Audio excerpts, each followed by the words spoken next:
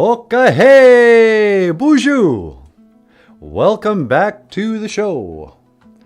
Welcome back to BOOZHOO NANABOOZHOO, the podcast about Ojibwe language and culture. I am NANABOOZHOO. Over here, the lovely and the talented Natasha. Ikadon BOOZHOO ni weenie mushane. Say hello, my sweetheart. BOOZHOO gakina awia. Hello, everybody. And today, on the Ojibwe language podcast, I hate myself for doing this. What? Hey, John, what's going on? John Redcorn's here, sweetie. BOOZHOO, John. Hi, John. I suspect that you care about as much as I do about this topic, but I'm living in the real world, and so we're going to do it. I'll explain why later. Today on Things I Don't Care About, Britney Spears. Yeah. Britney Spears is getting a divorce. Sweetie, did you know Britney Spears was getting a divorce? No. Yeah, I did know that. I don't know why I know that, but I know that. Yeah. Can you name anything that she's done in the since the 2000s? Can you name a single song? Didn't she remake Tiny Dancer? Yeah, actually, I think she did. I never heard it. Boy, there's a easy song to... Anyway. Hold me closer. Britney Spears was married to this guy, Sam something. She didn't even change her name. Maybe he changed his name. Yeah. Do you suppose he's Sam Spears? Yeah. So Britney and Sam Spears are getting a divorce. They got married about a year ago or so. And as far as I can tell, she just films herself twirling around in bathing suits in her living room. Her kids are utterly devastated and embarrassed by her, naturally, because she's such a... Ugh. Guess who's going to be the next Madonna? There was a time when that was like a compliment. Yeah, exactly. Remember when Madonna was considered attractive? And then Britney Spears, when she was a teenager, people were like, holy cow, look at her. She's going to be the next Madonna. And now you see this aged, gross, too sexual, whatever. But they're getting a divorce. You happy now? Anybody who tunes into our show because we called this Britney Spears is getting a divorce, this is what's known as clickbait. Sweetie, what's the Ojibwe word for clickbait? I don't know. Because here's the deal, John, and anybody else watching. So we've been worried about our show, nobody watching it and stuff. And, I'm trying to what can we do to get more viewers? We're losing all our viewers. Nobody wants to learn the Ojibwe word of the day. So just as a experiment yesterday, I went, okay, fine. I scroll through YouTube trying to find something to watch. And all I get are stories about celebrities. Oh, no, this celebrity you don't care about is doing something. Oh, look out. Here comes Jay-Z. He's making a movie about a black Jesus. Oh, really? Yeah. And there's another one. Oh, Jay-Z, what a genius. He's the greatest singer or whatever he does. Is he a singer? I have no idea. Is he a rapper? My name is Jay-Z and I'm here to say rappity rap. Ooh, yeah. Who cares? I couldn't care less. But the internet cares. Yeah, the internet cares. So I'm just trying to get... All right, we won't go any further on this. Britney Spears is getting a divorce to Sam, last name, and nobody cares. All right, moving on, sweetie. Today's Ojibwe phrase of the day. All right, sweetie, I'm just going to get this out of the way. What do you mean? Well, not out of the way, but this is a good one. Originally, our show was called you're beautiful. I love you. John, you're beautiful. And I, for one, love you. But not like that. Vincent Zach, I do kind of love you like that. No, is Vincent here? Yep. Well, hey, BOOZHOO, Vincent. Jim's here too. Jim Dunn? One and the same. Hey, Jim, BOOZHOO. Jim says, oops, I did it again. Yeah, oops, I got a divorce again. Because she married that other guy that one time. And they had 2 kids together. Oh, yeah, that dancer guy. Yeah, that seemed like a good match. But they couldn't make it work. Now our poor little boys. Hey, should we give out gold stars and stuff? Yeah, we actually have 3 viewers this time. We can do it. Who's the gold star? John.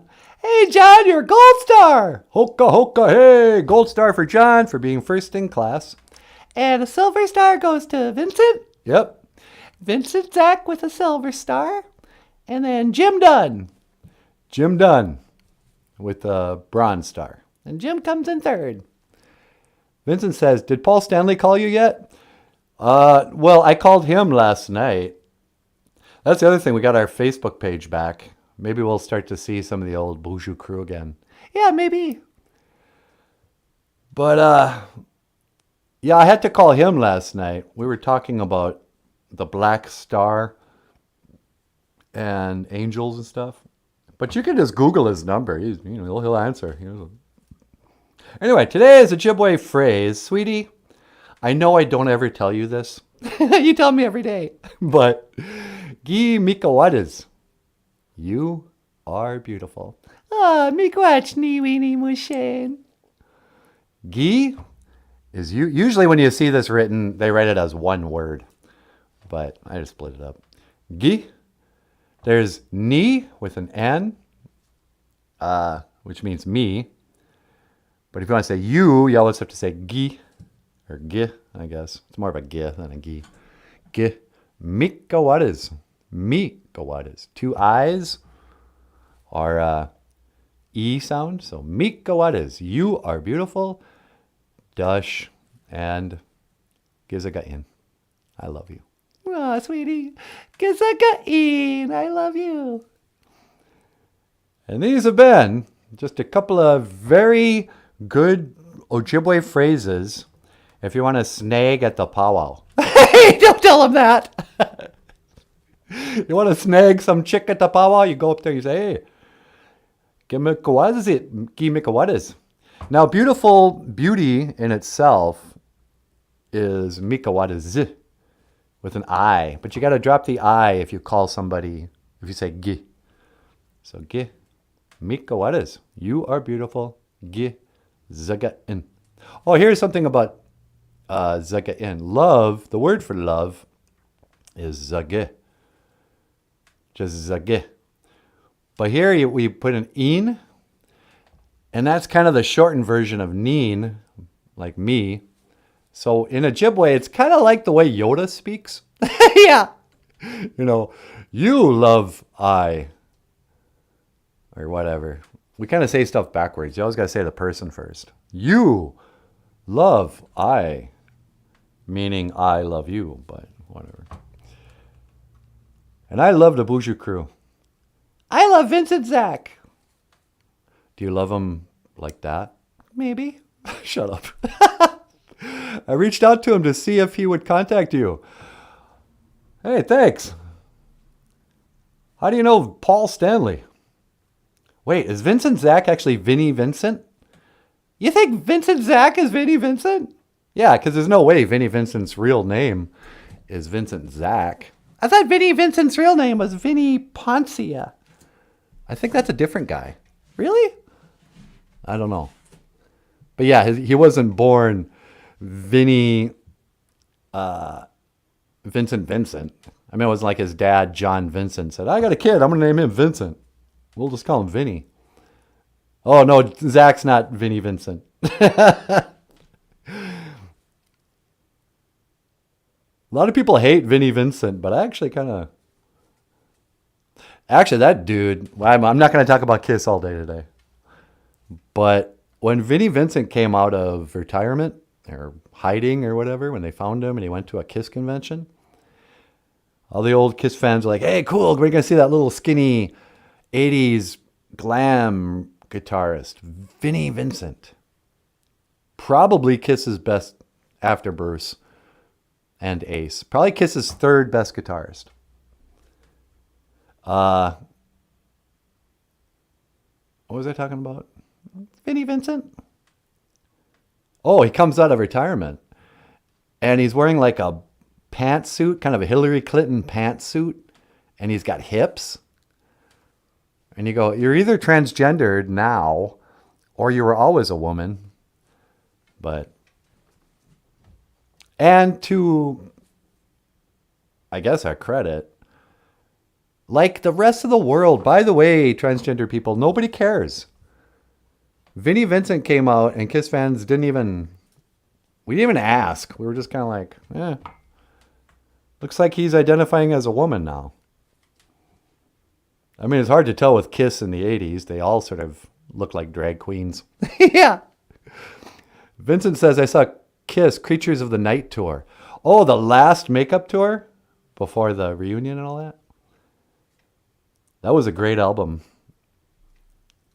You know, when Kiss was at their least popular, they made some of their best music. Creatures of the Night, Lick It Up. Not that song, but that album's great. Animalize. I love 80s Kiss. Oh, yep. Well, cool, man. We got another member, got another soldier in the Kiss Army, sweetie. All right. Hey, baby doll. Yeah? You want to take a call on line 2? Oh, sure. I was thinking about stepping outside, but yeah, let me take a call first. Okay, line 2. Line 2. Hello, caller. Welcome to BOOZHOO NANABOOZHOO. You're on the air. Hey, NANABOOZHOO. It's me, Joe Biden. No joke. Hey, Joe. What's going on? I mean, Mr. President. No, that's the English. Oh, yeah. What's American president song? Da da da da da da da da la di da da di da da da da. What would you like, Mr. President? La la la da da da. Yeah, that's real good there. That's real good. Well, I wanted to learn some Ojibwe. I was gonna call in. No fooling. I remember when I was younger, I used to be an Indian. What? Yeah. That's not. It's I had the '68 Corvette, and then Joel, he's my son. No, you're Joe. Hunter's your son. Yeah, Hunter is my son. He's smart as a whip, that boy. Well, hey, listen, what's the Ojibwe phrase of the day, Jack? I want to know what I said. Yeah. Okay, take it easy. Well, if you've been watching, Mr. President, our phrase is Gimikawadas, you are beautiful, and Gizagain, I love you. Gimikawadas, you are beautiful. Gizagain, I love you. Yeah, I remember one time I was working at the pool, and there was this guy there. He was like, "Hey, my name is Corn Pop, and I'm a bad dude, and I'm gonna get you with this razor." And I was like, "Listen, Jack, I'm gonna wrap this bicycle chain around your neck." You fought with bicycle chains? Yeah, I was in the Outsiders. You know, you're even too old for the Outsiders. I think. When did the Outsiders take place? Well, I think it took place in the 50s or the 60s, but the movie came out in the 80s. Oh, yeah. Okay, so maybe you are old enough to be in the Outsiders. The Greasers. Were you a greaser or a Soch? I wasn't no greaser, man. I had a '68 Corvette. Okay. Anyway, what's going on? Did Hunter get arrested or anything? That's my boy. Yeah, I know. Wasn't he going to go to jail or? We got Trump. Yeah, I saw that. You got Trump to get his picture taken at the jail. That was the dumbest thing you could have done. Why you say that, Jack? Well, you made him look like an outlaw. Everybody who's ever been arrested now goes, hey, that's our guy.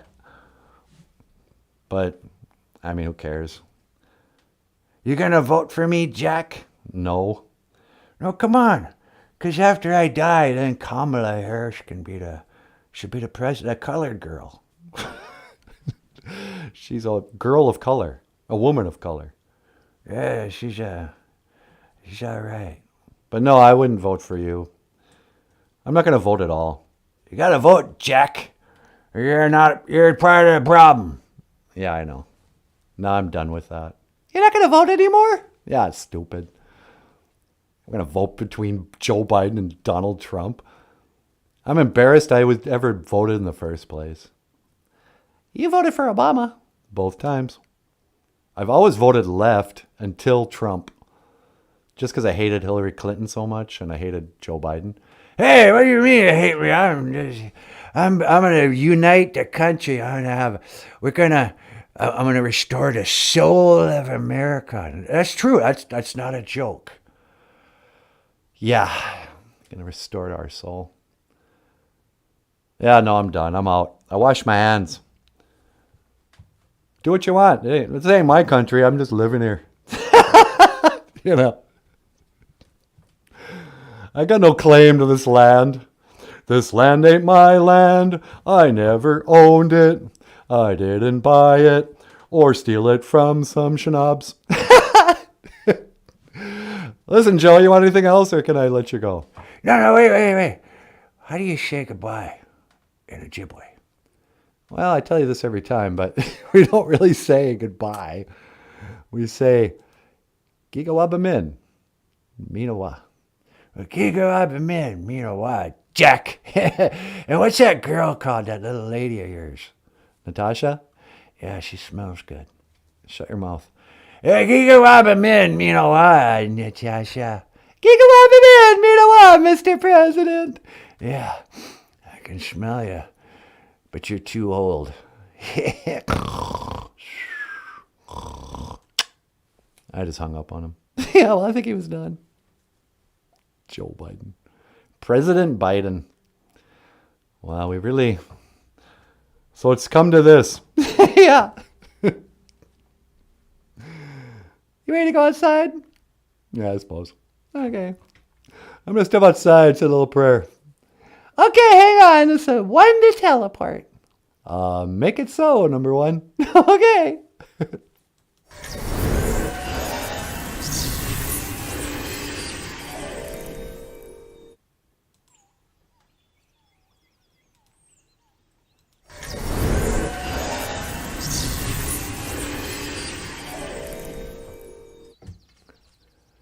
Hey, BOOZHOO, ben shiag.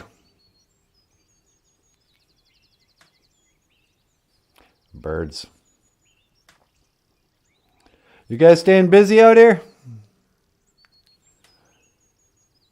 There's a good looking bike trail.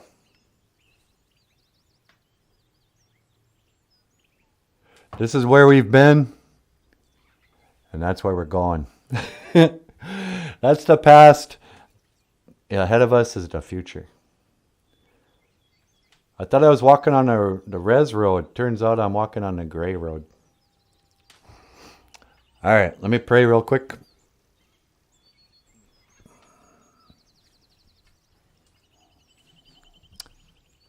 Hello, Great Spirit.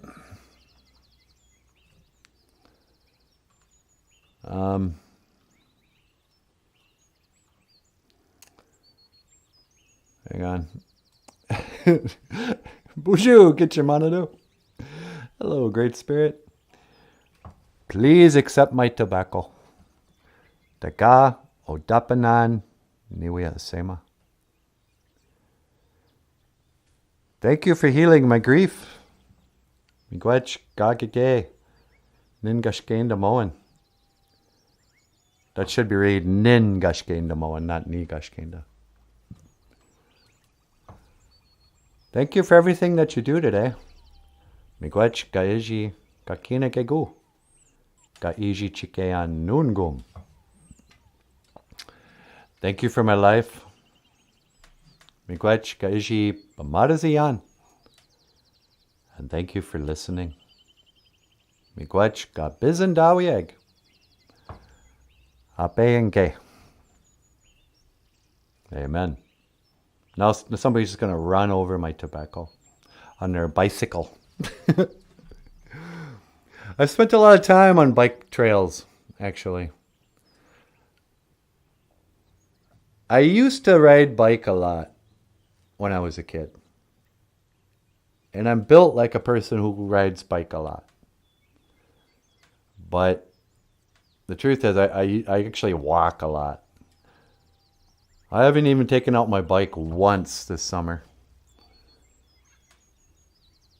But I walk these bike trails.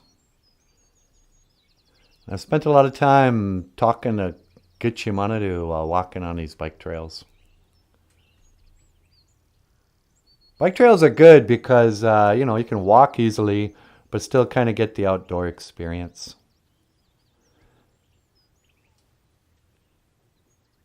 It's a spiritual experience to walk around in nature.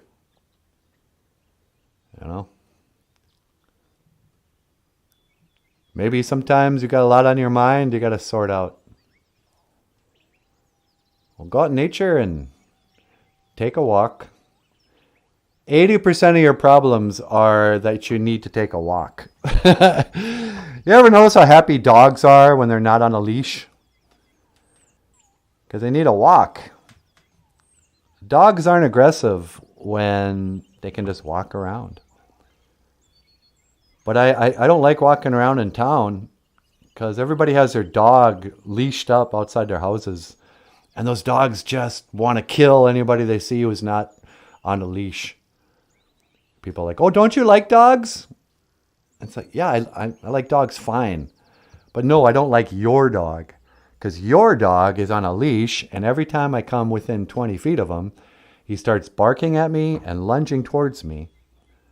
Oh, he don't do nothing. His bark is worse than his bite. How do you know? No, he's not going to bite you. He knows you. But, so it's not that I don't like dogs. I don't trust dogs. And I don't like being... I think a dog's kind of like... I judge them like I would judge a person. If I had like a crazy schizophrenic uncle who I kept leashed up in my front yard, and every time you came to my house, he lunged at you and was like, ah! You would go, well, I'm not going to go to that Nanaboozhoo's house anymore. I'm not saying I don't like schizophrenics, but that guy's, freaking me out. Well, that's how I feel about dogs.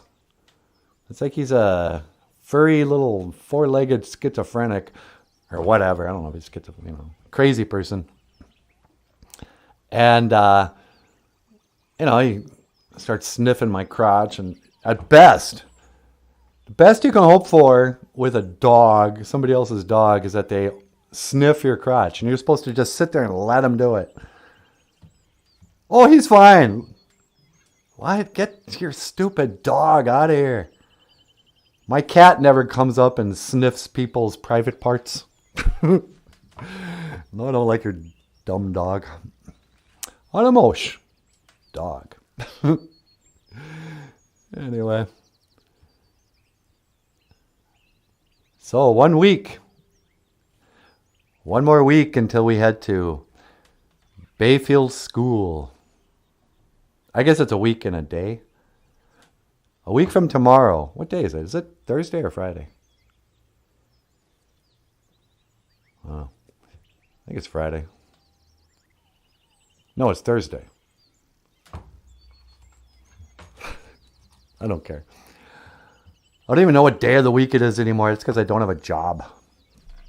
When you have a job, you know exactly what day of the week it is and what time of day it is at all times. Oh, good. It's 2:35 on a Tuesday. I only have an hour and 55 minutes left till I can go home at 4:30. That's not right.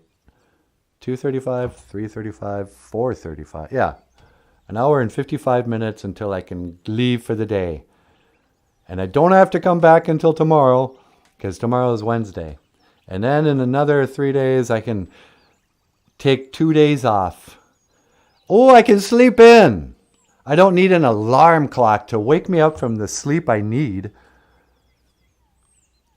Because I'm too stupid to go to bed early, because I feel like all my private time, personal time has been robbed by this minimum wage job. But yeah. So it's a little stressful not to have regular income. Oh, by the way, you guys, I hate to ask. John, Vincent, Jim, give me a super chat. We're about $20 away from $100 for the month. If we can get up to, we have to have over $100 in super chats every month to get paid, or you got to wait another month. And normal successful YouTubers, that's not an issue. They always make over $100, but it's been really lean. So I think we have $78 in super chats this month. We've done about 30, probably did about 40 hours of video YouTube time, and I made $78. So what is that an hour? What do I make an hour doing this show? 78 divided by 40 hours. What's that? Not even $2 an hour? But that's something. So if you guys got any Junia, send me a super chat, and I'd really appreciate it.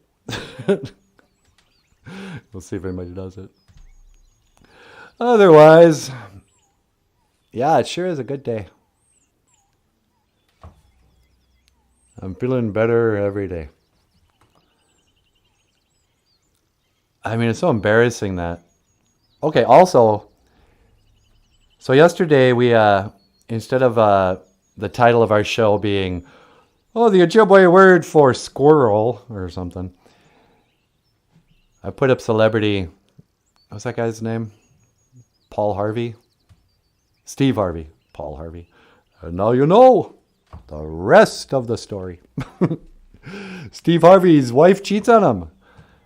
And we got 68 viewers, which is like 3 times as many as we usually get, which is pitiful, way less than we used to get. But still, I was like, okay, there's 3 times as many people tuned in to hear me talk about Steve Harvey. Today on the Family Feud, what to do when your third wife, which also makes me not care about that either. Oh no, my third wife cheated on me. Here, I thought our relationship would last forever. Yeah, okay. Oh, what a shock. You mean you couldn't trust your bodyguard? Hey, he was your bodyguard. I think he was just guarding your wife's body for you, keeping it warm. I think the worst thing about having to hear about these celebrity divorces, I mean, Britney Spears isn't that old, but, she's, 40 or something? Nobody cares about the relationships and certainly sex life of anybody over 22. And I'm not interested in anybody's sex life, but, internet people, that's a young person's thing. Oh, what's going on with this young person's relationships? When you get to Steve Harvey, what's he, 60, 70, whatever he is? And now you got to think about, oh, that's right, old people have sex too. And his old, gross wife had sex with his old, gross bodyguard and his old, gross cook or whoever. And you go, yuck, what are you guys doing? Didn't grow up. That's my advice to kids today. This is your Uncle Nanaboozhoo's moment of wisdom. Yeah, it turns out, get married, have kids, right away. Don't listen to your stupid boomer grandparents. All right, MJ! Miigwech. Thank you so much. Okay, that's up to 88. MJ, I really appreciate it. And it's nice to see you. Anyway. So here's my advice. I ran into a former student of mine yesterday. Some of you know that I taught Ojibwe for 3 years at a school here. And there's this little red-haired girl straight out of the Charlie Brown comic strip who took my class once. And I ran into her earlier this summer. And she saw me. She was like, hey, BOOZHOO, Ani Neji Ayan. And I was like, you remember?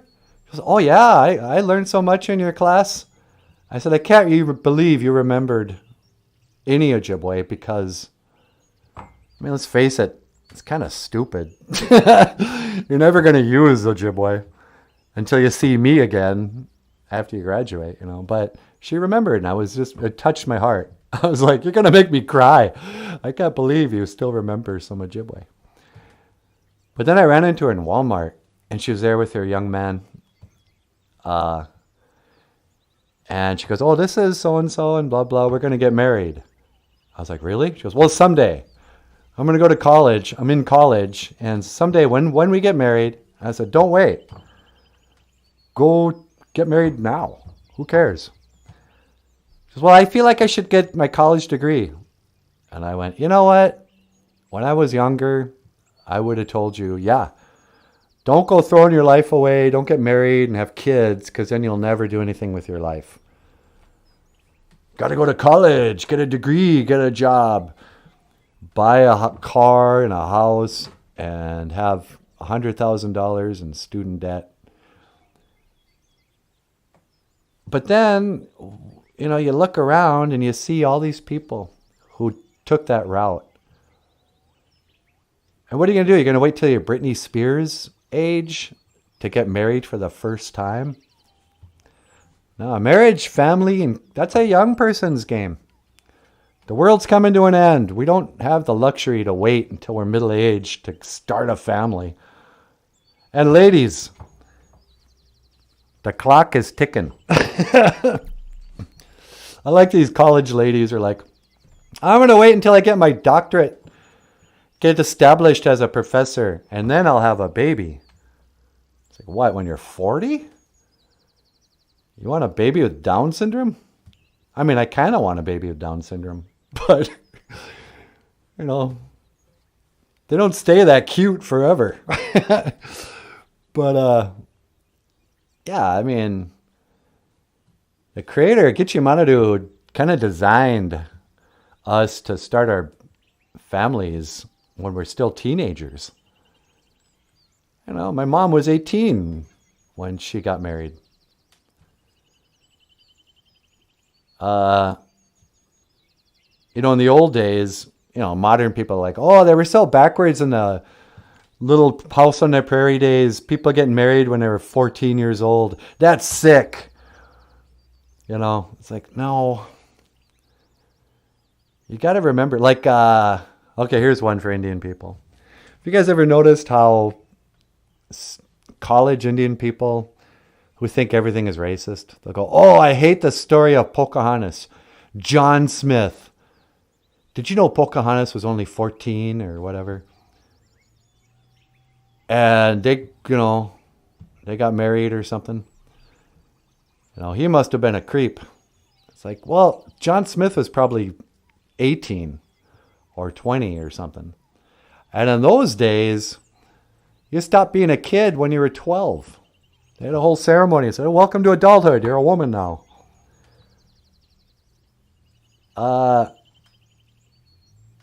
You know, we're living in a time when middle-aged people still act like kids. Playing video games and wearing sagging pants and, you know, basketball jerseys. You're a 45-year-old man. You dress like you're in the 4th grade. That's stupid. You gotta grow up. So I told that girl in the Walmart I saw, I went, that's great. I'm happy for you. Do it right away. I know nobody's saying, it probably sounds crazy coming from me, your old teacher, going, hey, cool, you've been graduated for 1 year. Why not make a lifelong decision? Because frankly, taking a loan is that's a more dangerous decision than getting married. You know, you guys are young. You'll grow up together. It's too late when you get to be my age. I mean, don't tell Natasha this because she's still waiting for me to marry her. But, yeah. So that's my moment of wisdom. And I'm sticking to it. Get your money, do. I could be wrong. I don't know. What? Oh, don't even weigh in on the subject. The birds. You want to weigh in on this? You're not married. You're just going around fertilizing eggs. Or whatever they do. How does that work with a chicken? Because they're not pregnant when they lay eggs. How does the egg become fertilized? I never had that birds and the bees talk with my parents. I don't know how the birds do it. I don't know how bees do it either. I don't remember how humans do it. No. Okay, I better go. I want to see you later, birds. I will see you again, birds. Kigawabamin. Minawa. Beneshi Yug. Oh, one last thing before I go. Well, you'll see me in a minute, but if you're afraid of dogs like I am, start speaking Ojibwe to them. All dogs speak Ojibwe. They like to hear it for some reason. I think they understand it. You go, BOOZHOO NANABOOZHOO. NANABOOZHOO NANABOOZHOO. Niman Windam. G-A-Ano Manungo. And just start, even if you don't know any sentences, just start, counting. Basic Nij Nisway Niwin. And the dog's ears will prick up. They're like, hey, is that guy a Shanab? All right. Boop, boop, boop, boop. Beep, beep, beep, beep. BOOZHOO. Hi, sweetie. Hi, NANABOOZHOO. You ready to come home? Yeah, can you pick me up? I gotcha. And that's, okay, hang on. Lock it into your coordinates. All right. And 1 to teleport. Make it so, number 1.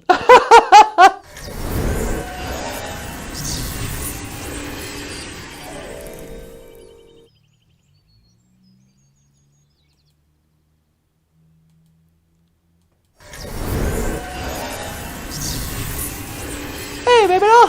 Hi. Welcome home. Thank you so much. Did you put out your tobacco and pray? Yeah, and MJ gave us a $10 super chat. No way! Miigwech, MJ! Thanks again. That is so awesome. Yeah. All right. It's time to start the music. Okay, speaking of music, here's a song I'd like to dedicate to MJ. Although it's kind of a depressing song, I don't know if we should dedicate it to her. But here's a song it's about a breakup. Have you ever had a breakup? And we all say the same thing. Sweetie, have you ever had to break up with somebody and tell them you're still going to be friends? No, I've never had another boyfriend. Oh, that's right. I'm your only boyfriend. Yeah, you're the only boyfriend I ever had.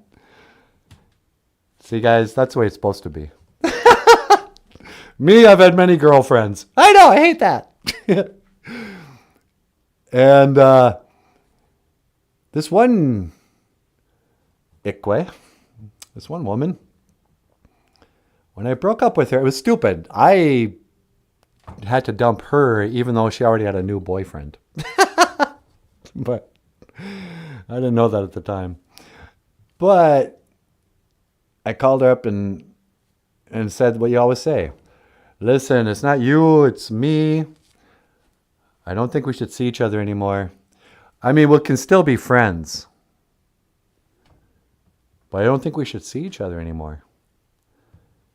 Because what I said to myself was, the day before when I decided I was going to dump her, yeah, I said to myself, I don't know what's going to happen.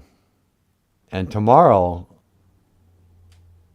I'm going to break up with her and tell her we can still be friends. But I'm never coming back here again. And so here's a song I wrote called Never Coming Back Here Again. And it's not about you, MJ. I am coming back.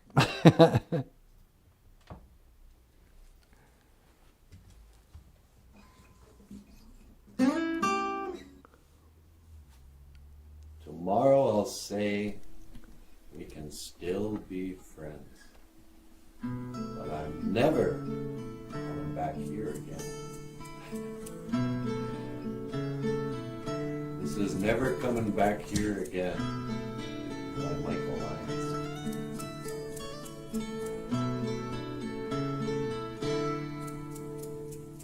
I'm never coming back here again. This is it now, this is the end. Tomorrow I'll say we can still be friends, but I'm never coming back here again.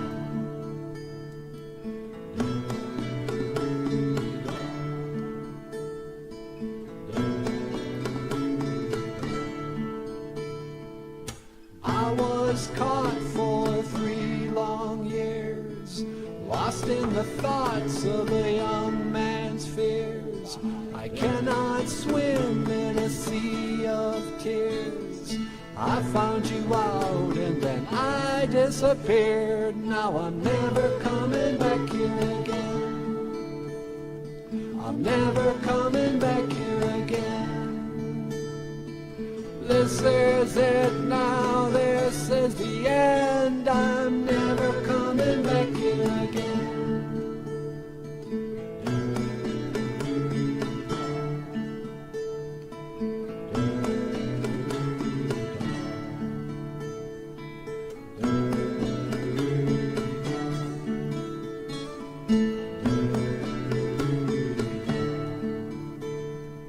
And so it comes down to this.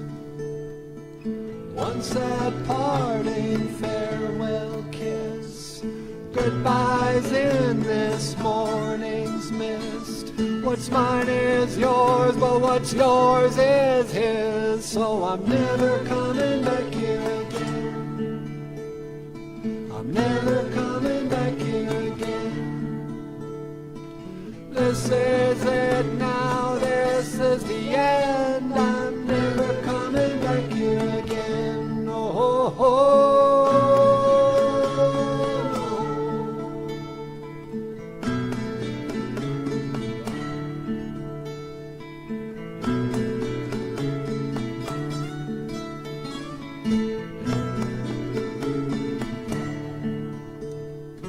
I'm never coming back here again.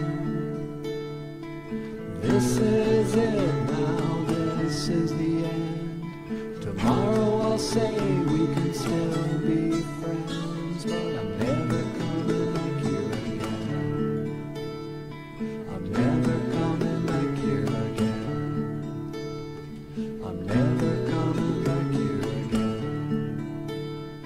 I'm never coming back here again.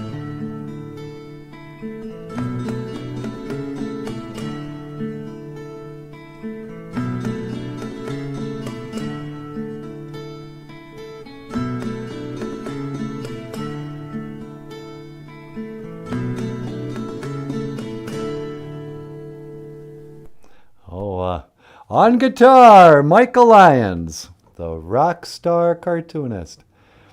Buddy, you did a great job on that song. Hey, thanks a lot. I don't think I even let people know you were here. Yeah, that's all right. Michael Lyons, you guys. So, Michael, are you upset as I am by Britney Spears and what's his face getting divorced? Well, now she's back on the market. Yeah, there you go. Give her a call. Would you go out with Britney Spears if you had a chance? Absolutely not. Would you go out with Sam? No. Oh, I wonder if she was heartbroken. Probably. Brittany, if you're out there watching our show, learning Ojibwe today, I just want you to know that our hearts are with, well, Paul Stanley and the rest of KISS on their end of the road tour. Not really so much with her. What if Britney Spears joined KISS? What? Yeah. Let's say Paul Stanley finally retires and Britney Spears gets auditioned to be the lead singer of KISS. Would you still go see KISS? No. I probably wouldn't go see KISS even if Paul Stanley was still the singer. Yeah, me too. But anyway.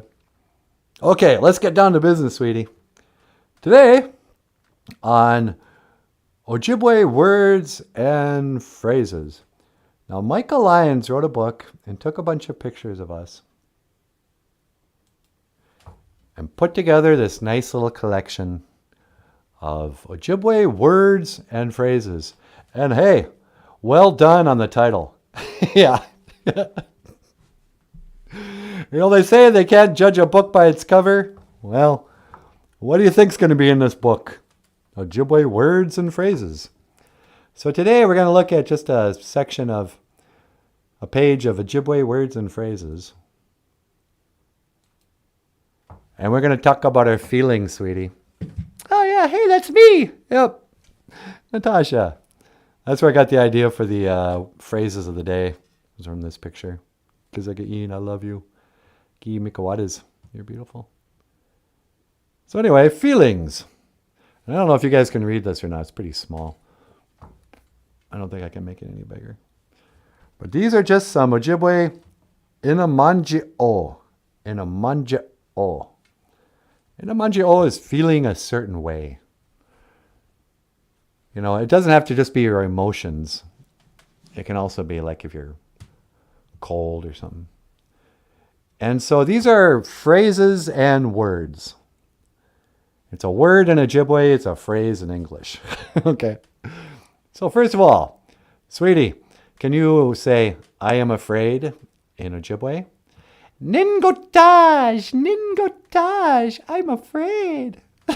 Ningotage, I am afraid. And what do you say if you're cold? Ningikaj, ningikaj, I am cold. You're as cold. Did we do this yesterday? Ningikaj? I don't think so. Ningi what is means I'm crazy. Ningi what is? How would you say you're crazy? Gi what is? Gi what is? Is that right? Gi what is he? Gi what is he is just crazy itself. Remember we had dropped the I's. Neiman Waindum, I'm happy. Neiman Waindum, G-A-I-N-O-Ma-Noon-Gum in English means I'm happy to be here today. Yep. Neiman Waindum, I'm happy. Ningi Jews. Ningi Jews. Oh, those Ningi Jews. Those Ningi Jews. Sometimes the Jews can be really Ningi. No. Ningi Jews. Or Jews. That means I'm hot. If you're hungry, Nimbukade. Nimbukade. I'm hungry. I'm hungry. I need some peanut butter, sweetie. You want a peanut butter bagel? You want me to go to the kitchen and make you a peanut butter and jelly bagel? No, that's okay.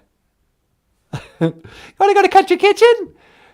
Yeah, I do, but we can't really afford it. We just got $10 from MJ.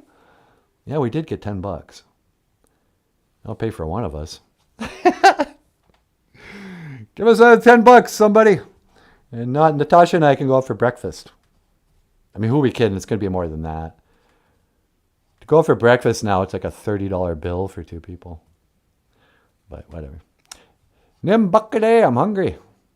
And then let's say you're mad. How do you say it? Ninishkadas. Ninishkadas. Ninishkadas.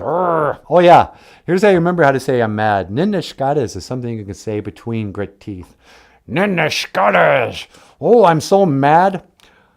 I'm so mad at my mother. She's 102. She calls me up the other day. She says she wants to borrow $10 for some food. I'm like, hey, what is this? I said, hey, I work for a living. Well, you get super chats for a living. Well, yeah, but that's not what I said. I said, hey, I work for a living. So I loan her the money. She calls me back. She says she can't pay me back for a while. What is this? So I'm having her work on my barbells. Get out of here. And if having her work on my transmission. That's what it is. And if she can't fix that, I'm going to have her haul my barbells up to the attic. That's an old Steve Martin bit. I've never understood why it's funny, but it cracks me up. Resting. Nindonweb. Donweb? I can't even read it. I don't know what it is. I'm sad. Ningashgaindum. Ningashgaindum. Oh, I'm sad. Anyway, these are some feeling words. And tomorrow we'll be going to the days of the week. Like today is the 4th day, I think. Neo. Good. Neo. He's the chosen one of the Matrix. Yeah. And this has been Ojibwe words und phrases. Und? Yeah, that's German for and. Is it really? I don't know. Probably. I can't speak German either. Every time I try to speak a German word, I get phlegm in my throat. It's like, ach bin Deutsch. Ach. And that makes me want to spit. I can't speak German without spitting. But Ojibwe words and phrases. If you teach Ojibwe and you don't have this book in your class, I'm just going to say it. Don't say it. You're lame. Don't call our crew lame. Well, I don't think the BOOZHOO crew teaches Ojibwe. I think some of them do. But anyway, Michael's got this book for sale at Amazon. Click the links in the description. And then we get some of that sweet Junia in the mail. We can go eat eggs and coffee and toast. Maybe get the Grand Slam breakfast at Denny's. Go there with Victor's dad.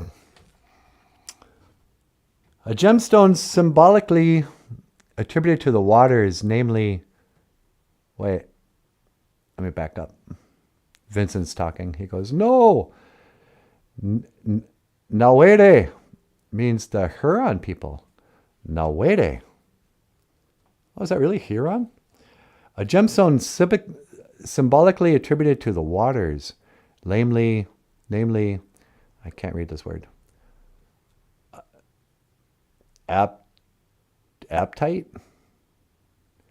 Radiates a refreshing and clear energy and strengthens the self-confidence as well as promote the creativity of all people.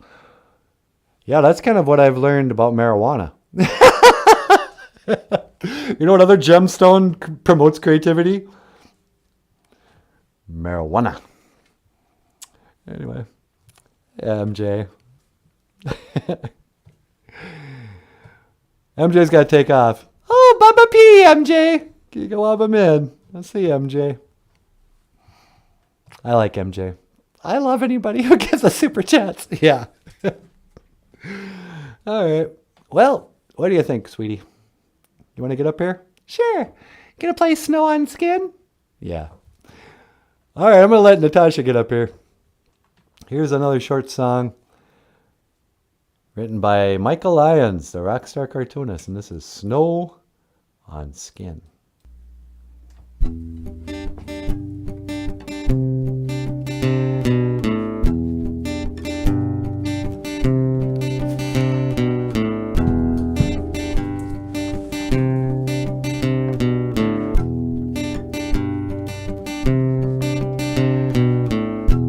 and the road is closed. Still the cars pull in. Now the day is young, so we begin again. And I shut my eyes to what might be a cool recess beneath these old pine trees. And I don't remember where I've been. My past dissipates like snow on skin. It's cold outside, let me in. Our past dissipates like snow on skin, snow on skin.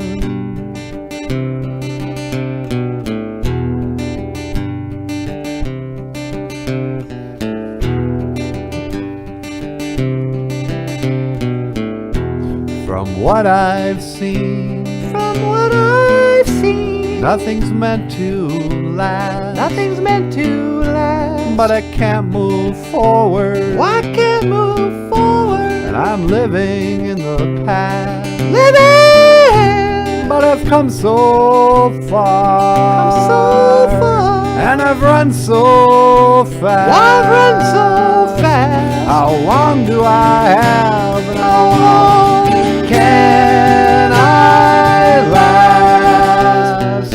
I don't remember where I've been. Oh yeah. My past dissipates like snow on skin. Yeah. It's cold outside. Can you let me in? Our past dissipates like snow on skin. Snow on and on and on. Again and again, my friend, again and again.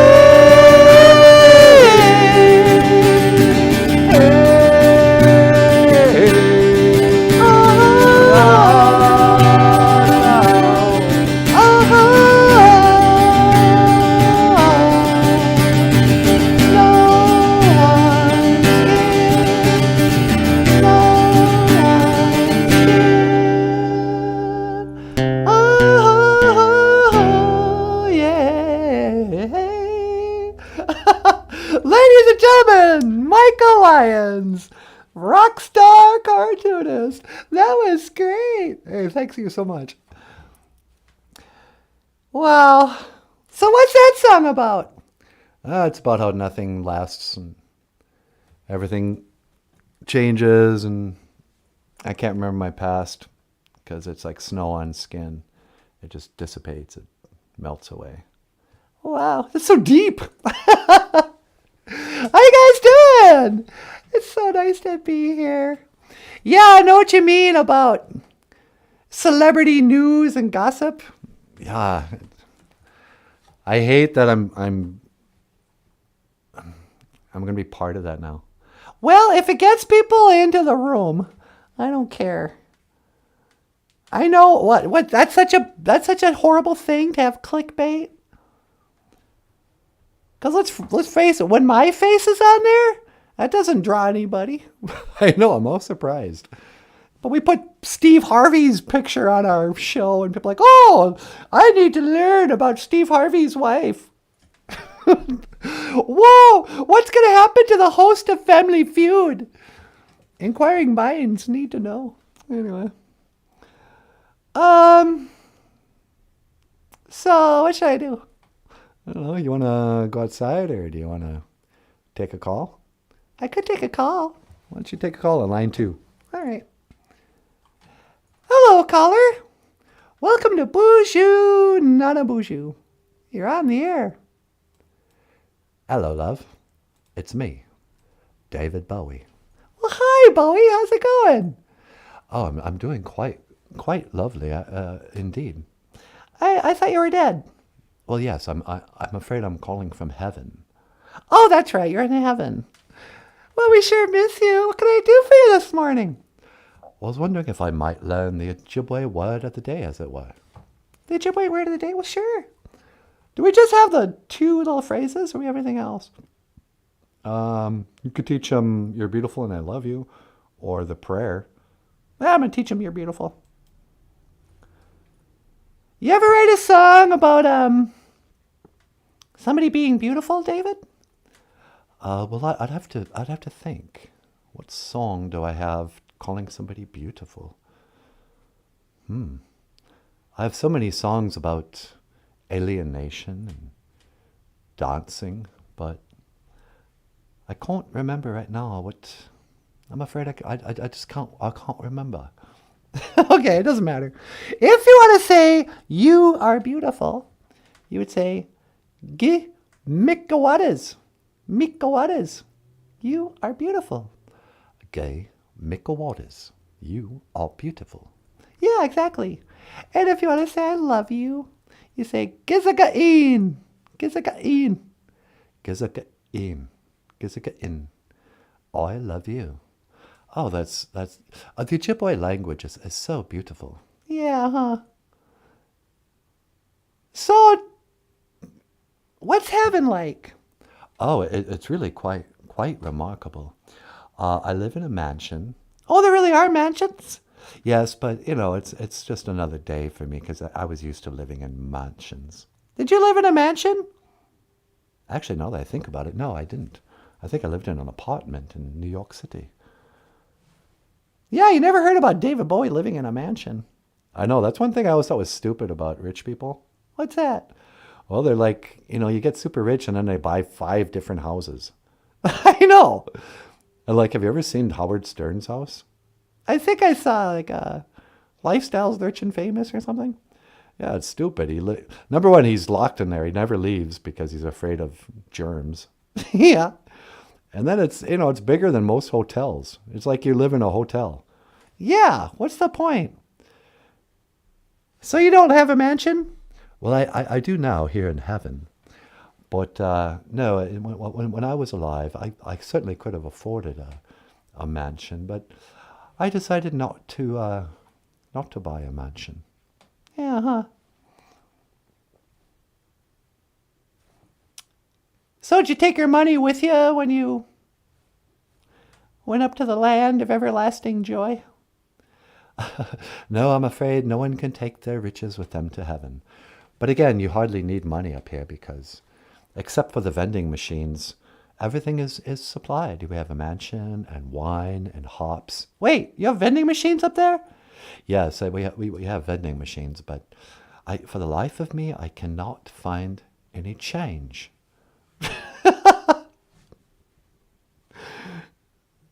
Yeah, I guess I never thought about it, but they have vending machines with candy in them in heaven.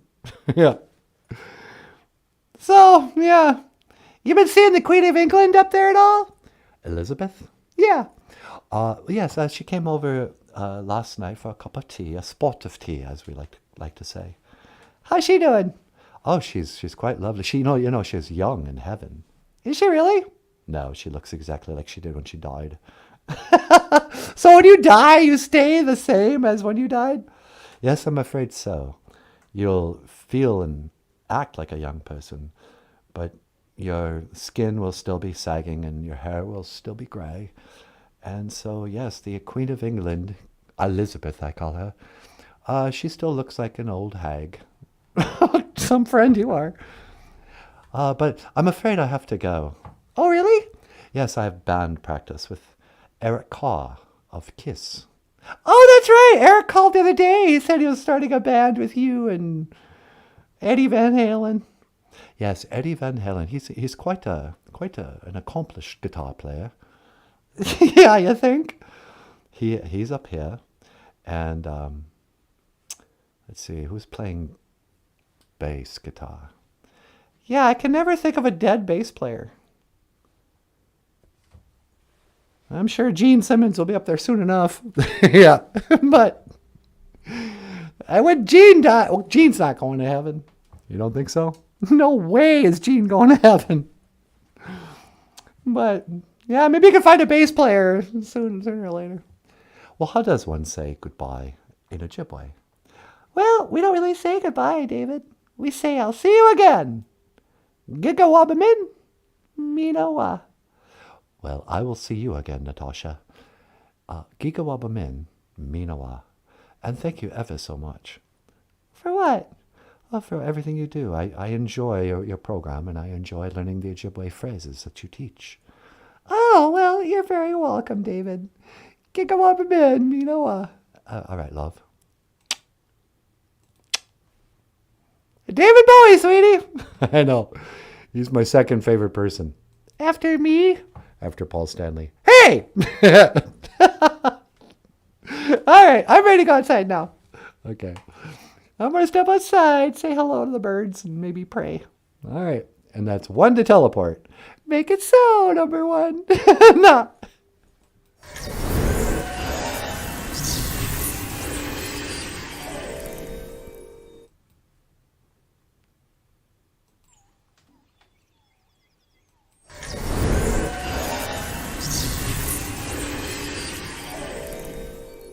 Oh, BOOZHOO, Benashiag.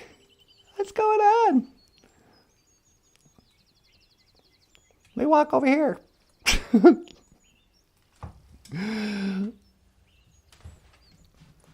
Birds. La la la la la la la. Hoka hoka hey. Did you guys see Bigfoot? Oh, really? Not for a while, huh? I always ask the birds if Bigfoot's been through here. He doesn't leave footprints when he's on a bike trail. Did you know that in Ojibwe, we call Bigfoot Sabe, which is short for Misabe, I think. Misabe means giant. Oh, and this is a crazy thing I saw. Oh, you know, instead of Britney Spears, I should have pulled this picture. In the Bemidji newspaper, they have these pictures from the old days. And they had the largest log cabin in 1865. And the trees were seriously about 5 feet around. They had 2 little children standing on one of the logs, and it was like the biggest redwood tree you ever would have imagined. Maybe it was more than that. Lying down, the tree was 5-6 feet big. And they said, like everything from the past, oh, then there was a fire. A random fire destroyed this old building that proved the existence of giants. People don't want to hear it. But there's evidence. Every old building from before 1900 was built for somebody who was like 30 feet tall. I mean, just look at some of the old buildings next time you're in like the courthouse or the old library or whatever, where they say they built it in 1900. That wasn't built in 1900. Nobody knows when it was built. But those old buildings with the 50-foot ceilings. Oh, here is a post office with columns on the 3rd floor. And, looking like something, any city in Europe or Rome. But in Minnesota, we had giant log cabins. In Bemidji, there was a picture of a giant log cabin. It was obviously built with giant trees that were bigger than anything we have anymore. And built for somebody who is much bigger than us. A giant. Something happened, and it killed off the big redwood trees. And it apparently killed off the giants. And then we came here. Little people. That's why I don't use the term little people when we talk about midgets. Midgets want to, they want their own N-word. Don't call us midgets. That's the M-word. I was like, no, shut up. You're a midget. You're tiny. But they're like, no, call us little people. Like, no, that's what I call children. But I think all of us are little people. I think in history, if you looked at people in the past, the Bible talks about Goliath like he was the only giant. Oh, David and Goliath. David fought a giant. Well, what did that giant's parents look like? What did his sisters and brothers look like? Was he from a tribe of all giants? And if there were giants in Jerusalem, why weren't there giants in North America? I think there were. I think there were giants everywhere. And then something happened like, a flood. Now, I hate to quote the Bible because I read it. I'm sure over the years, at some point, I probably read every book of the Bible. I didn't try to read the Bible, but I'm 56 years old, and I was, raised in that culture. I took a class in Old Testament, Bible, whatever. Learned nothing, but I at least had to read everything. I remember being shocked. I was in college. I went, wait, all these Bible stories happen in Genesis? You get to the flood right away. It's like, we still got half the book left before Jesus comes onto the scene. And already on page 3, there's giants and floods. But in the Bible, so I hate to quote it, like I'm no expert.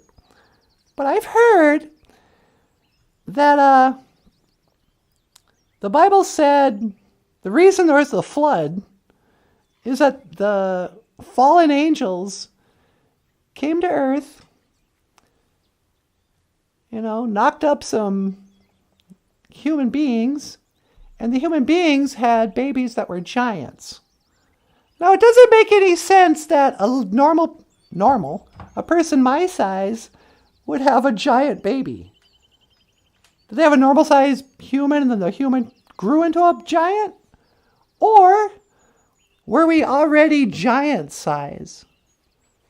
Were Adam and Eve 30 feet tall? It doesn't say. But by the time David came around, he was a little guy. But there were still giants. But that was after the flood. Yeah, so all this stuff there were still giants after the flood. But the reason the flood happened was that Gitchimadu wanted to wipe away everybody. Kill off all the evil spawns of Satan and his fallen angels. So I don't know. But we'll never know because people who are teaching history and writing about history, they don't really want to learn. They just want to keep spreading the story that was written down by whoever. Nobody knows. Nobody knows who wrote the first story of Columbus. Can't go to the first book that wrote about Columbus and say, oh, this is why we know that story's true. No, they just, generation after generation gets the same education, meaning they hear the same story. We'd have no way of knowing if it's true. It's probably not. About every single thing in our lives. In Bemidji, they say, oh yeah, this town started in 1900 or something. 1895. So really? That's not that long ago. My grandpa's dad was alive. And they go, yeah, it's just all woods up here. And naked Indians frolicking through the woods until, the white man came. Says who? How do you know? What, because you saw it on Little House on the Prairie? Nobody knows. We don't even know where we came from, you guys. Nanaboozhoo tells the same sort of migration story, the origin story of the Anishinaabe, and it's just like a folk story. Nobody knows. Once there was a medicine man had a vision to go west to the place where food grows on the water. Oh yeah, tomorrow's going to be Manu Minike Geezus. Manumin is wild rice. Manu Minike is wild ricing. Our origin story has to do with a story of a guy who had a vision to go to a place where he found wild rice. And they say the Dakota didn't eat wild rice. That doesn't seem right, but whatever. So I don't know anything about history, except that nobody knows anything about history. That's what I know. I could tell stories about the World War II a little bit. No, I can't. All I know is what I've seen in movies. That's all you know too, so, Life's a mystery. History is a mystery. All right, I'm going to pray. Hello, Great Spirit. BOOZHOO Gichimanadu. Otapana niwi asema. Please accept my tobacco. Well, Gichimanadu. Mikwech kaishi kakire gegu kaishi chikea nungum. Thank you so much for everything that you do today.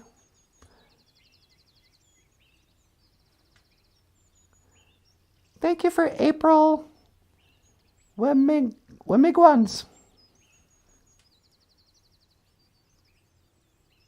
April's been such a good friend. And I just want to say thanks. Nah. BOOZHOO, April. Miigwech Gaiji Gishaguk. Thank you for this day. Miigwechka BOOZHOO crew. Thank you for the BOOZHOO crew. Thank you for giving us an audience. Thank you for keeping me out of trouble. How about that? You ever think, creator, just, yeah, okay, so I didn't win the lottery. I didn't, Thank you for the stuff I didn't get. Arrested, sick, hassled,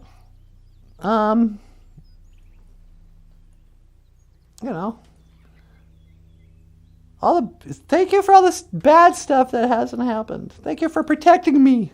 Thank you for my health. Thank you for providing for us.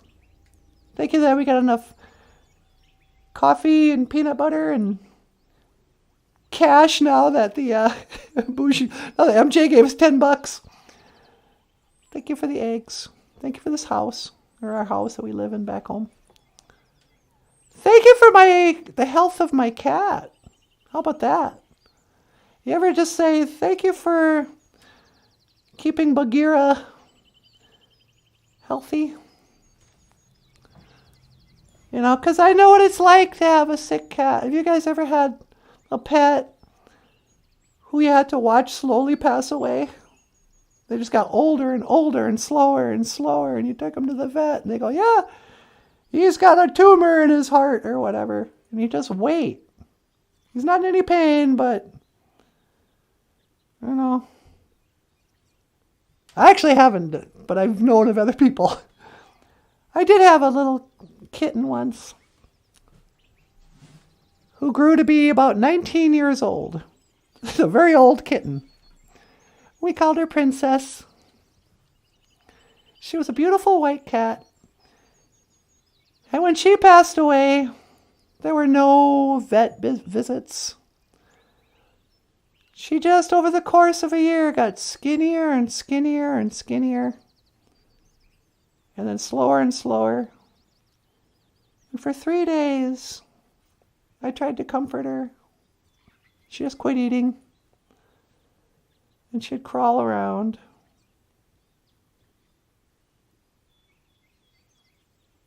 I hope she wasn't suffering. Probably was. But it was the most heartbreaking thing.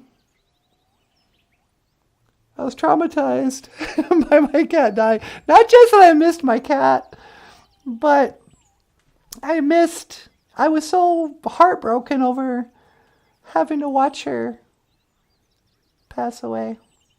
And I had to make a decision about, do I traumatize her one last time by shoving her into a cat cage and bring her to the vet to get put down? Because it was also over a weekend, and she absolutely hated, she only happened twice, being put into that little cat cage. And she was already so miserable that I couldn't bear the idea of fighting her to get her just to the vet to kill her. So I just tried to comfort her. And it took 3 days. Oh.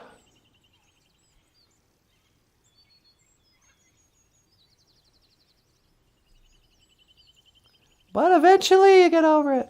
Here's today's... Oh, anyway, miigwech, kichimanadu, apenge. Amen. You can still listen. I'm just going to talk to the kids. Today's Auntie Natasha's moment of wisdom. What to do when your pet dies. Okay, if there's any little guys and girls who watch our show, a lot of times the first death you're going to experience is going to be your pet. I mean, yeah, maybe somebody in your family. You might be taken to a funeral before you get too old, but unless it's like your grandma and grandpa or somebody, most of us, the first time we know anything about death is when we lose a pet. And losing a pet can be more painful than losing a human being, if you believe that. I cried more over my cat dying than when my grandmother died. How about that? And I loved my grandma. Me and my grandma were tight, man. But when my grandma died, she was 83. She had been sick for a long time. She was ready to go. We were keeping her alive by machines. She didn't like it. She wanted to go to heaven. And eventually she did. And I was sad. Because I was going to miss her, I guess. And, it was sad because you think about all the good times and all the years and all the miles walked with that person. But it was also messy and uncomfortable because when humans die, usually there's some of the living humans will make it worse for you. Had family members overreact who weren't supportive of my grief, who accused me of killing her because we stopped taking her to dialysis after, it wasn't doing anything anyway. Human beings can make death of the other human beings very messy, very ugly. it's a lot of hassle with the funerals and the wakes and people giving you trays of sandwiches and whatever. It's a big, ugly mess, and you grieve, and it takes a while to get over it. When your pet dies, it's pure. It's just pure sadness. There's nobody, there's no funeral, there's no wake. You don't get cards from people telling our deepest sympathy, State Farm Insurance, There's nothing like that. It's just you and the one you love the most saying goodbye.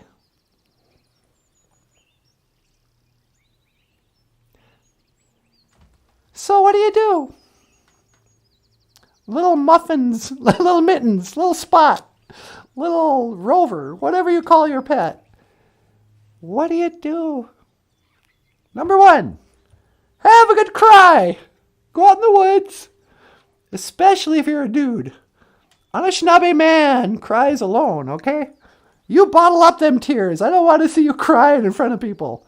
That's not a man's way. If you're a lady like me, go ahead, shed some tears. That's all right. We have a way. I've always been kind of a crier, okay? But in the traditional Indian way, we used to have a thing called whalers. Whalers. And you go, whalers? We had people who hunt whale in Minnesota? No, not that kind of whaler.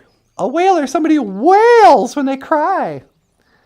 But there would be ladies from the community who would come to funerals and cry on behalf of the people who couldn't cry. They say when a human being cries that you shouldn't cry for 3 or 4 days because the spirit will see you being all upset and not want to leave, not want to start their journey. So for the first 3 or 4 days, you put a stiff upper lip, you try not to cry, and you tell that person's spirit, it's okay, you can go home now. I'll be all right without you. Thanks for being my friend and all this, but go on. I'll be fine. I'll see you later. But with your pet, go ahead, have a good cry. Oh, but so the whalers, in a traditional Indian way, the women would cry. They may not even know the person. In the old days, they probably did, but they go to the edge of town or the edge of the village and cry and weep, and smudge and do all this and pray. Pray for that spirit's journey and all this stuff, and it's good. Because a lot of the people aren't crying. So they take on all that sadness and express it. That's kind of what an artist is. Somebody who can cry for you. We all feel like Aretha Franklin once in a while. Looking out on the morning rain. I used to feel so uninspired. You feel like that, but not everyone can sing like that. So we have Aretha Franklin sing the way we feel. Well, the whalers would wail the way we feel. They were the artists in a way.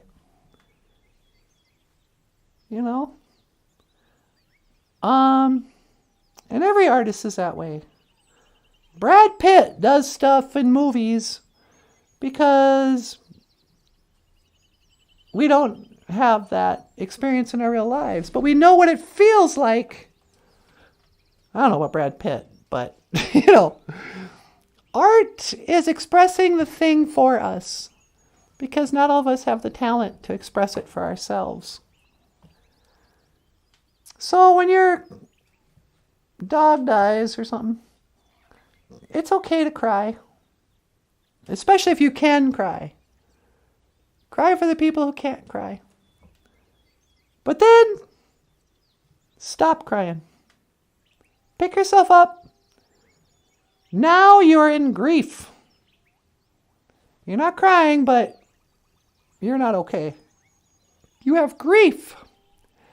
Your pet died. So you have to treat yourself as though you're mentally insane. Nah. But treat yourself like you have depression. It's going to feel like you're depressed. And all this weirdness may come in. So, what do you do when you're depressed? You gotta take a shower, go on a walk, get some exercise, get good exercise, clean up your house or your bedroom or whatever, create order, stay busy.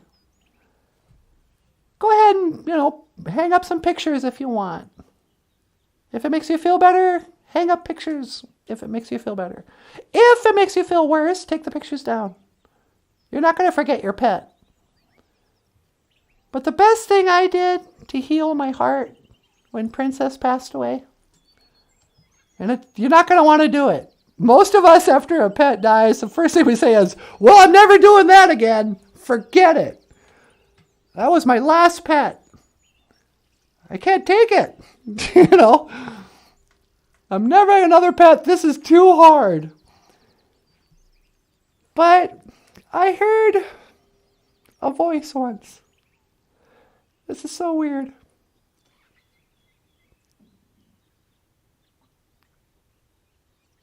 Wow. I just realized something. This bike trail, man. You get insights. So, about a week or so ago, NANABOOZHOO was here, and he talked about a vision he had. He had a real Anishinaabe vision, like they always talk about, where he saw something, met the creator himself. It was insane. But while I was talking to you here, I just realized I had not a vision, but I heard a voice. I heard a spiritual voice, and I think it was my cat speaking in human. Because this is going to make me cry. I can't believe I just realized this. So, when Princess died, I took it really hard. And I told myself, I'm never doing that again. I'm never going to get another cat. I'll live the rest of my life with no love because it hurts too much when they die. Then I heard a voice that said, you don't honor me by never getting over me.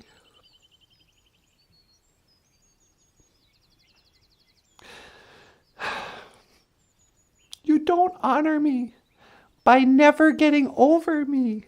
I heard that.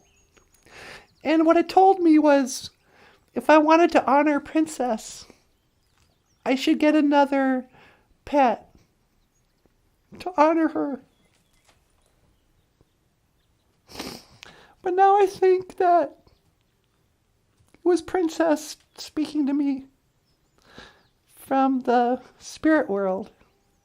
And she said, you don't honor me by never getting over me. She didn't tell me go back to the pound and get a cat. But that's what made me go get Bagheera. And so I went to the rescue or whatever, the place where they rounded up all the stray cats. And I went in there and this absolutely the exact opposite of Princess cat. Princess was white, girl, skinny. A big fat black cat just came up and introduced himself to me. And that was Bagheera. I took him home. And then I told the story. Because when Bagheera first got back to the house, he did the same thing Princess did. He ran under the bed. He was afraid. He didn't, So he was under the bed, and I just lied on the floor, and I was like, hi, my name's Natasha. We're going to call you Bagheera. That's the panther in the movie The Jungle Book. It's one of my favorite movies. And I told him the story of Princess, and I said, "You're here today. We saved your life because Princess doesn't want me to. I want to honor Princess by not just getting over her, but I'm going to give you the same life I gave Princess. Welcome to our awesome home, perfect for a cat. We don't have any dogs or kids in here. You'll have 2 litter boxes, 2 feeding dishes, and you'll be fed small meals throughout the day. You'll sleep with Michael every night. You're going to have the rent of the place. You're going to live like a king here, and you're going to be very happy." And he has been. And I do that to honor the memory of my cat. And as a result, when you get a new cat, you don't stop loving the old cat. You don't ever, it's not like you'd stop caring, but you do stop crying. The new cat shows you that you can love again, or the new dog, or whatever. So today's Auntie Natasha's moment of wisdom. How do you get over the death of a pet? Get another pet. Honor your old pet by giving a gift to another pet. That's what they want. You don't honor me by never getting over me. It's a dishonor. Your cat doesn't want you crying around for the rest of your life going, "Oh, I wish she never died." That's not honorable. That's not what they want. They want you moving on. They want you to help another cat. Those cats are tight, actually. They don't act like it, but they're a nation of their own. Man, it's getting late. I better go home. And this has been Auntie Natasha's Moment of Wisdom. Miigwech gabisin dawieg. Thank you for listening. Boop, boop, boop, boop. Beep, beep. Beep, beep. Bonjour. Hi, sweetie. You ready to come in? Yeah, can you pick me up? Okay, I gotcha. 1 to teleport. Make it so, number 1. Oh, it's not working. Did you jiggle a wire? Yeah, I'm jiggling the wire.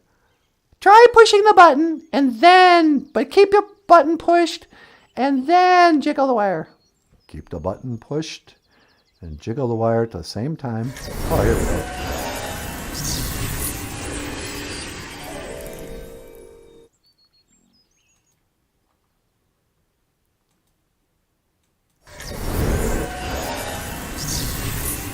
Hey, baby doll.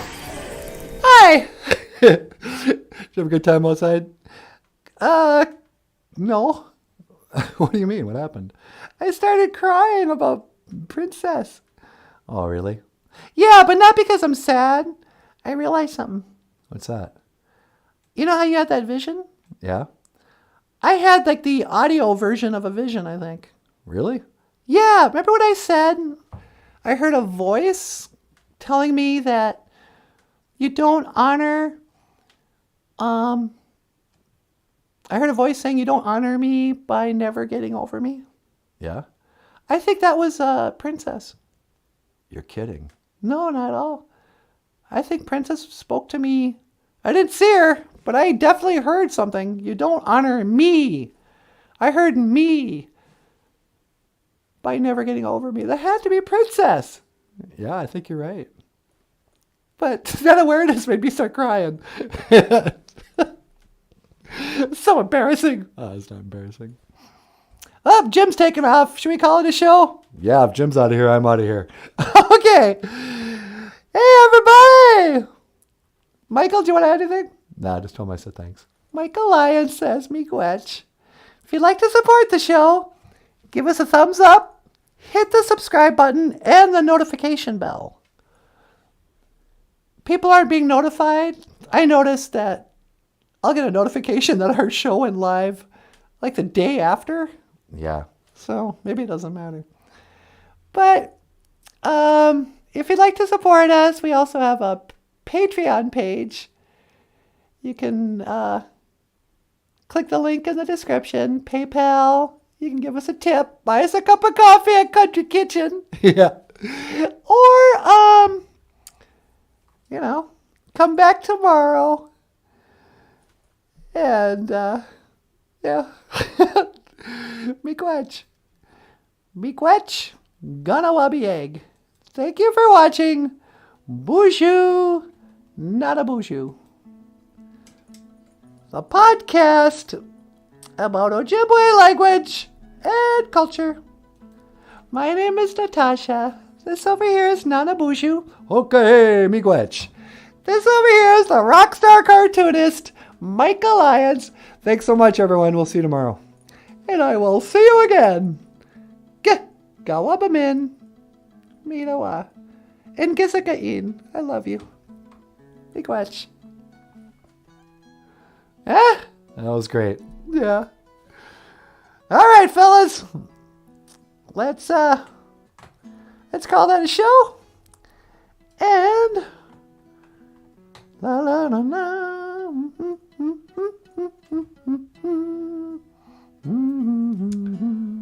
BOOZHOO.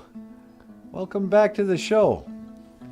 If you would like to schedule a high school visit or a college visit or a elementary school visit or art, whatever. If you'd like us to come visit you, this is a little flyer we send out talking about Michael Lyons. BOOZHOO NANABOOZHOO is a podcast about Ojibwe language and culture.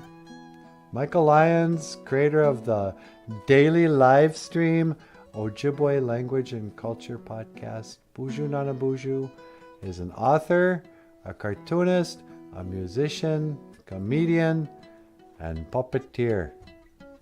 Oh, wow.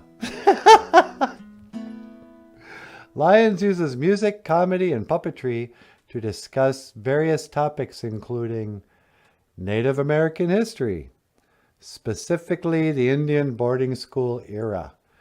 Yeah, he likes to talk about Indian boarding schools a lot. Yeah, he does. Historical and intergenerational trauma, how to survive the boarding school survivors, how to survive being the descendant of a boarding school survivor. Indian education, Columbus to AIM, and the Forgotten Warriors of World War II. He also talks about combating depression and anxiety, the traditional Ojibwe way. You don't have to be sad all the time. You actually do more of that during our visits than Michael does. I tell him about Natasha's moment of wisdom. Yeah. When we do visits, Natasha talks about how to get over depression and that. Ojibwe language and cultural revitalization. That's more me than him too. And learn how to say blueberry pie and much more. And much more. You can learn how to say blueberry pie in Ojibwe and maybe even coffee. But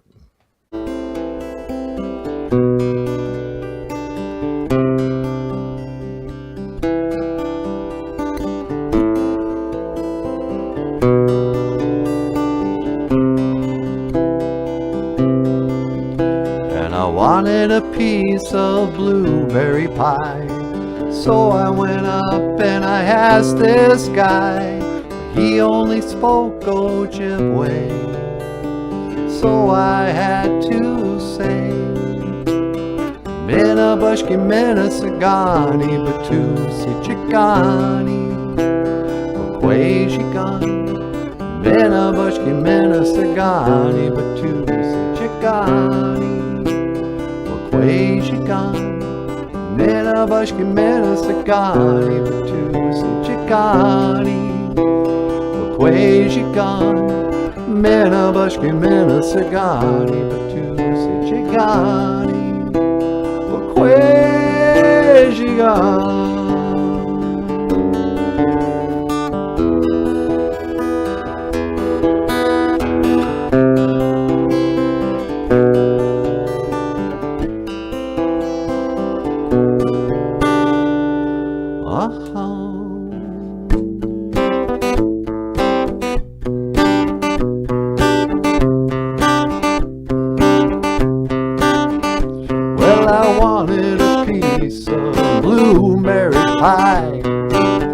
I went up, I asked this guy, and he only spoke Ojibwe. So I had to say, Menabushki Menasagani, Batuse Chegani, Bokwejigan. Menabushki Menasagani, Batuse Chegani, Bokwejigan.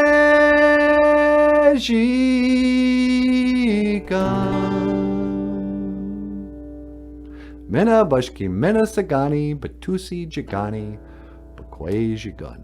Blueberry pie.